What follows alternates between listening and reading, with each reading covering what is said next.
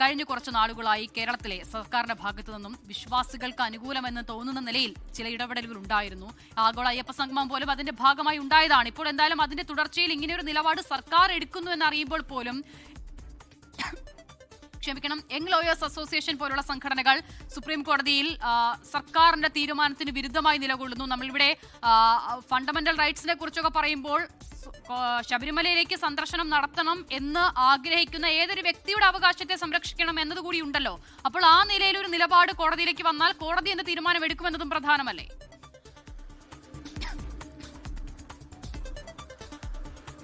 അസിത, ഇതിൽ പ്രധാനമായിട്ടും ശബരിമല യുവതി പ്രവേശനത്തിൽ ഈ സങ്കീർണമായിട്ടുള്ള ഭരണഘടനാ വിഷയങ്ങളാണ് ഇതിൽ ഉൾപ്പെട്ടിരിക്കുന്നത്. അതായത് മതസ്വാതന്ത്ര്യം, അതുപോലെ തന്നെ ഈ തുല്യത ഉൾപ്പെടെയുള്ള കാര്യങ്ങൾ ഇതിൽ ഇങ്ങനെ കുരുങ്ങിക്കിടക്കുകയാണ്. അപ്പോൾ ഇതിൽ തന്നെയായിരിക്കും ഇതിലൊരു പരിഹാരം കാണാൻ തന്നെയാണ് സുപ്രീം കോടതിയും ശ്രമിക്കുന്നത്. ആ 5 അംഗ ഭരണഘടനാ ബെഞ്ചിന്റെ വിധി പിന്നീട് അത് പ്രതിഷേധങ്ങൾക്ക് വഴിവെക്കുന്നു. പിന്നീട് അത് 9 അംഗ ബെഞ്ച് രൂപീകരിച്ചെങ്കിലും വാദം മുന്നോട്ട് പോയില്ല. തുടർന്നാണ് വീണ്ടും സുപ്രീം കോടതി ഈ വിഷയം പരിഗണിച്ചുകൊണ്ട് അടുത്തൊരു 9 അംഗ ബെഞ്ച് രൂപീകരിക്കാനുള്ള നിർദ്ദേശങ്ങൾ കോടതിയിൽ നിന്ന് ഉണ്ടായത്. അതിൽ ഈ മാസം 14, അതായത് നാളേക്കുള്ളിൽ വാദങ്ങൾ എഴുതി നൽകാനാണ് കക്ഷികളോട് നിർദ്ദേശിച്ചിരുന്നത്. അങ്ങനെ വരുമ്പോൾ സംസ്ഥാന സർക്കാർ ഉൾപ്പെടെയുള്ള എല്ലാ കക്ഷികൾക്കും അവരുടെ നിലപാട്, അതായത് വാദം എഴുതി നൽകേണ്ടി വരും. ആ വാദങ്ങൾ എഴുതി നൽകുന്ന വാദം മുൻനിർത്തി തന്നെയായിരിക്കും കോടതി വാദം കേൾക്കുന്ന സമയങ്ങളിൽ അവരവരുടെ നിലപാടുകൾ അറിയിക്കുക. അതിൽ നിന്ന് പിന്നീട് വ്യതിചലിക്കാനായി കഴിയില്ല. അങ്ങനെ ഒരു സാഹചര്യമുണ്ട്. അപ്പോൾ സ്വാഭാവികമായും സംസ്ഥാന സർക്കാർ ഉൾപ്പെടെയുള്ള കക്ഷികൾ ഇതിൽ നിലപാട് അറിയിച്ചുകൊണ്ടായിരിക്കും വാദം സുപ്രീം കോടതിയിൽ എഴുതി നൽകേണ്ടി വരിക.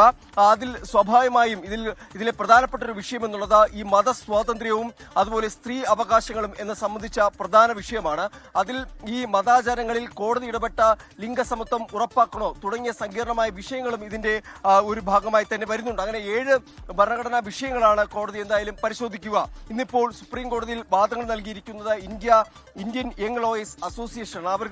അവർ പ്രധാനമായും യുവതി പ്രവേശന വിധി നിലനിർത്തണം എന്നുള്ളതാണ് മുൻനിർത്തുന്നത്. സ്ത്രീകളുടെ അന്തസ്സുമായി ബന്ധപ്പെട്ട വിഷയമാണ്.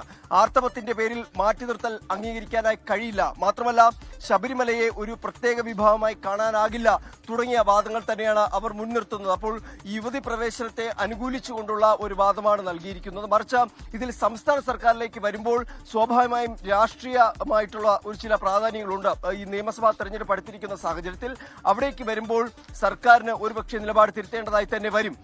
മാത്രമല്ല ഇതിൽ ഭൂരിപക്ഷ വോട്ടുകളടക്കം ഈ തെരഞ്ഞെടുപ്പിന്റെ നിർണായക ഘടകമാണ്. അപ്പോൾ സർക്കാർ ഇതിലൊരു നിലപാട് മാറ്റത്തിന് ഒരുങ്ങുന്നു. കാരണം സർക്കാരിന്റെ അഭിഭാഷകൻ അന്ന് സുപ്രീം കോടതി അറിയിച്ചത് ഇതുവരെ സംസ്ഥാന സർക്കാർ ഈ യുവതി പ്രവേശനത്തെ അനുകൂലിച്ചിരുന്നു. അവിടെ ഇതുവരെ എന്നൊരു പ്രയോഗം അഭിഭാഷകൻ നടത്തേണ്ടി വന്നു. കാരണം ഇനി അങ്ങോട്ട് എന്താണ് സർക്കാരിന്റെ നിലപാടെന്ന കാര്യത്തിൽ ആ അഭിഭാഷകന് പോലും സർക്കാരിന്റെ അഭിഭാഷകന് പോലും ഒരു വ്യക്തത ഇല്ലായിരുന്നു.